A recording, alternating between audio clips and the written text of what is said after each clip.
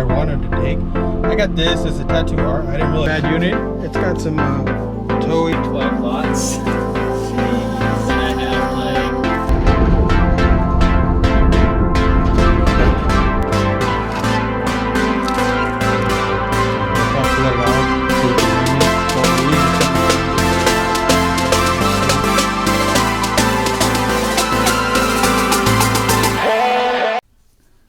Hey everybody, welcome back to the channel. Thank you so much for stopping and checking us out. If it's not your first time, I appreciate you coming back. If it is your first time, thank you for checking us out. My name is Philip. My business partner Daniel, he's not with me, but we are P&D Found Treasures. He's working on listings and other stuff that needs to be done in the background, or behind the scenes, I guess is a better term for it. But I wanted to make this video today for you guys because some of my coworkers have inspired me. They've been asking me some reselling questions lately, and so I started thinking about it, and I wanted to put down some like basic reseller questions for those people that are just starting or just want kind of like a little mental refresher or just trying to expand their businesses. Me and Daniel have been at this for about 10 years now, so we do have some experience and some knowledge, and I wanted to share that knowledge with you guys. You know, just to help you all out and help you grow your business and take it up to the next level. Or if you're just starting out this business and you're not sure what to do, I just wanted to share our knowledge to help you out. Like I said, we've been doing this for about 10 years. Started one day when we were watching a show on Spike TV. I believe this was called Thrift Hunters, I think. I'm not sure. Jason T. Smith was on it. He runs the thrifting board on Facebook. We'll get more into that kind of stuff in a little bit, about Facebook groups and other things along those lines that'll help you. But we were watching that, and Daniel was like, man, he's like, you already have an eBay account, because I'd been buying a bunch of stuff off of eBay. And he was like, why don't we start doing that? And he's like, we can do that. We already go to the thrift stores to get stuff for ourselves just to see what we can find. And I was like, dude, you're right. And so we started doing it. So that's kind of like the basics of how we started. So I'm going to get into the questions. I've only got a small handful of questions, so this shouldn't be a very long video at all. So without any further ado, let's roll into the questions. Question number 1. What items do I sell on eBay or any other platforms? We basically sell anything, to be honest. We've got to the point now where we just sell pretty much anything and everything. Toys, board games, books, movies, clothing. I've started getting into vitamins lately. Pretty much anything that can be sold, we'll sell it. Shoes is a big one for us. It's just developed over time that we've just started looking into anything and everything that we can make a little bit of money on. We don't really have a niche or a niche. Some people do, and they stick with their one little bread and butter item that they know they can sell and continually make money on. We decided to take a different approach and just get anything and everything. So it seems to work for us. I don't know if you guys want to start out with a niche. There's nothing wrong with niches. You can do that if you want to. That's totally up to you guys. All right. Question number 2. A lot of people ask us, where do we go and get our items at? Where do we source, basically? So basically, we source in several different ways. Everything from the Goodwill, any other thrift stores we can think of. We do what's called retail arbitrage. We go to Target, Walmart, Ross, any other stores like that. We buy stuff brand new for real cheap on clearance. We'll flip that. We do estate sales, estate auctions, which are kind of fun. If you've never been to an estate auction, basically it's somebody's estate. They're getting ready to move, and they just auction everything off, and generally goes fairly cheap. The only thing with those is you just make sure you have an entire day, because those auctions can run pretty long. The cool thing is at any point you can stop bidding and you have your pile of stuff and you can go pay for it. You don't have to wait for the auction to completely end all the way. But sometimes there's really good stuff that you want to try to get that is not being auctioned off until the end of the day. So sometimes it could be a gamble if you decide to leave and come back. That item could be gone. So, I mean, that's just, the gist of the estate auctions. We also do storage lockers. We bid on storage units online on storagetreasures.com. We haven't been to a live auction in a while. I don't know if they're doing too many.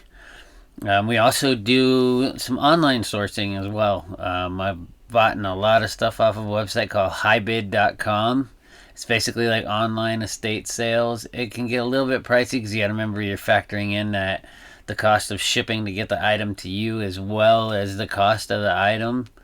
But I've found some pretty good stuff and be able to make some pretty decent money that way too. So that's always an option. Sometimes you just got to think outside the box when it comes to your sourcing, especially like during the pandemic and stuff. It was hard to source, but we managed. Question number 3. What are the best items to get started reselling? More or less, I think it's more of the easiest items, I would say, is stuff like t-shirts. T-shirts are usually pretty easy to start. What else is fairly basically easy?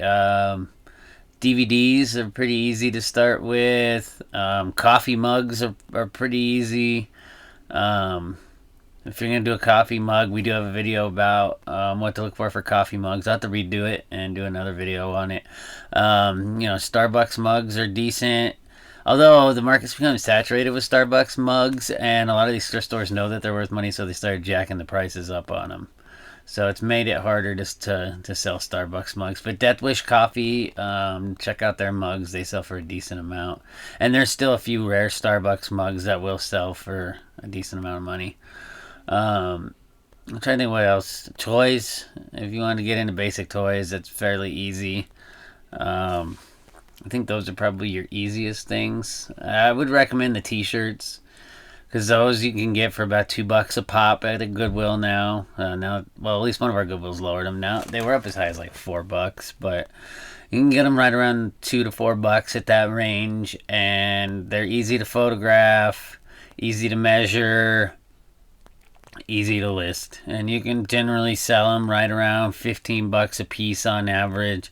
Some of them you'll find sell more than that. Some sell a little bit less, but that's about an average. So I would recommend the t-shirts if you're just getting started. Let's see. Question number 4. Sorry, I keep looking down. I have the list on my phone. I get asked a lot, like, how do we know if it's going to sell, and how do we know if it's worth it? So basically, how do we know? We use our phones. And we use our computer when we get back. Sometimes if we can't find out information about an item while we're actually there in the thrift stores or in Target or Walmart or whatever. Generally, you can just look it up on eBay. You'll see the sold comps. You just go into your filter, and you'll scroll down under filter, and then you'll see a thing that says complete listings. It's completed listings and sold. If you just check sold, it'll check both of those boxes, and then you should see everything in green writing. Basically, like the numbers will be in green writing.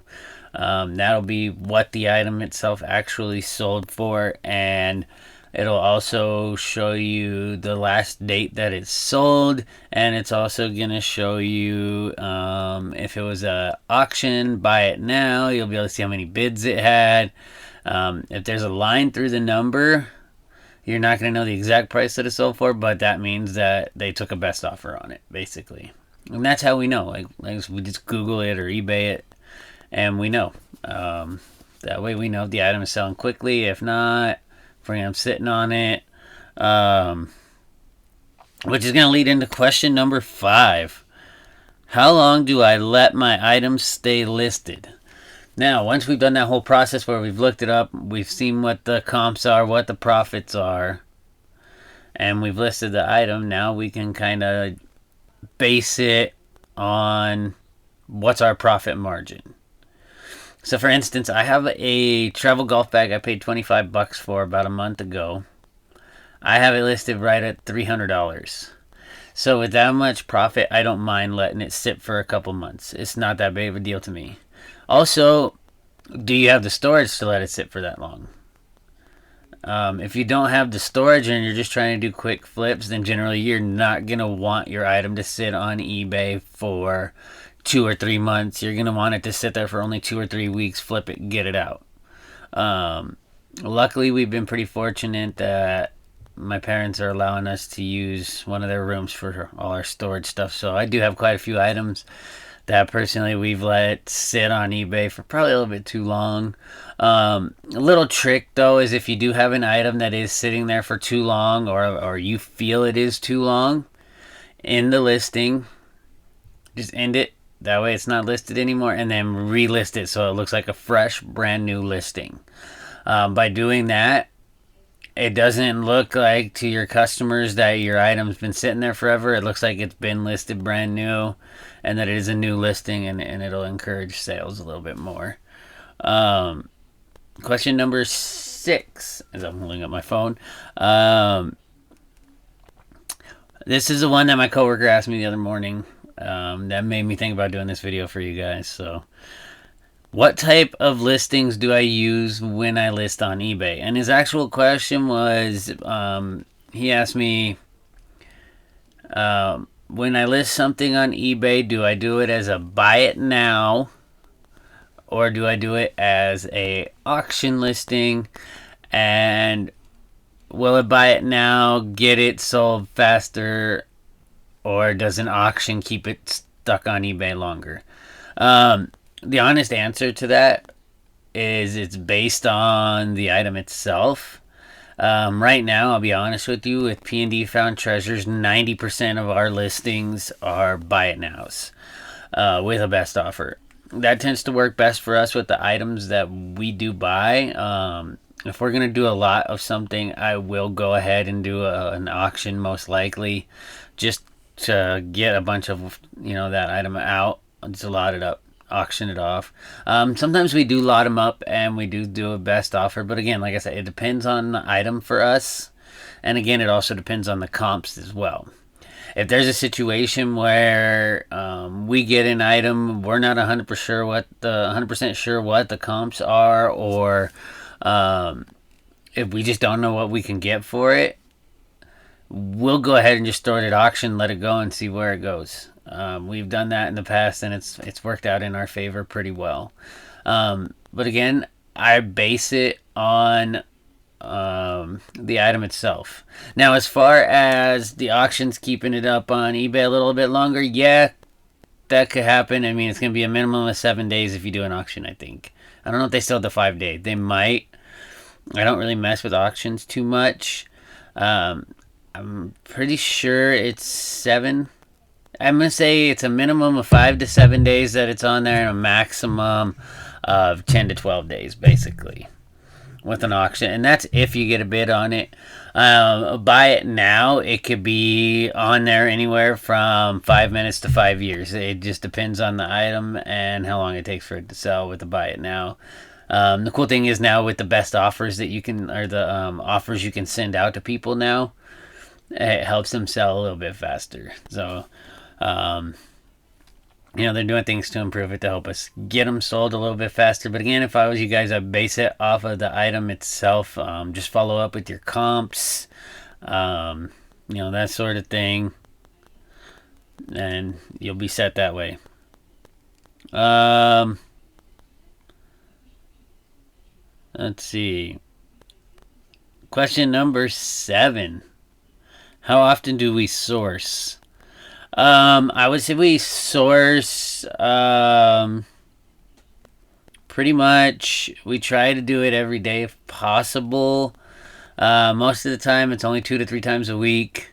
I'm always checking stuff out online, though, to see what we can source online. Again, It's a lot of like, I do highbid.com. Sometimes I'll go to walmart.com, check out their clearance, see if there's anything on there that I can flip. But again, you gotta weigh the cost of shipping and the cost of the item, and then you gotta see if you're gonna make a profit that way. I mean, it works sometimes that way. Like I said, depending on the item. But most of the time, we go out to thrift stores. Usually because I'm working and I only get 2 days off a week, we go the 2 days off a week that I'm off. Me and Daniel will go out together and try to source. And then I know he's sourcing throughout the week. Him and his mom are going to thrift stores, yard sales, seeing what they can get. So it is constantly constantly sourcing, and I highly recommend that because you always want new items. You want to keep listing new items. The more you list, the better you seem to do on eBay. I don't know if it's part of their algorithm. I'm thinking it is. But the more you list, the faster you ship, and as long as you have like your 30-day returns or something like that, I'm pretty sure it's a 30-day return policy on eBay, you'll get the top rated seller fairly quickly. We just got ours back again. It seems to come and go sometimes. But things have been going decent. We've been getting things, generally if they sell, we get them shipped out the next day. That's kind of a rule of thumb. And we'll get into shipping here in a sec. Try to get it shipped out as fast as possible, basically. Question number 8. What do I need to get started? What I would recommend is you're going to need your phone. I would recommend, if you can afford it, a toner printer. I have a Brother printer that I really love. The toner lasts a lot longer than ink. If not, get a Dymo label printer, because it's a thermal printer, so it doesn't even run on ink, so you don't have to worry about spending money on ink. I use my Dymo for my Amazon, and we're going to get into that in a minute.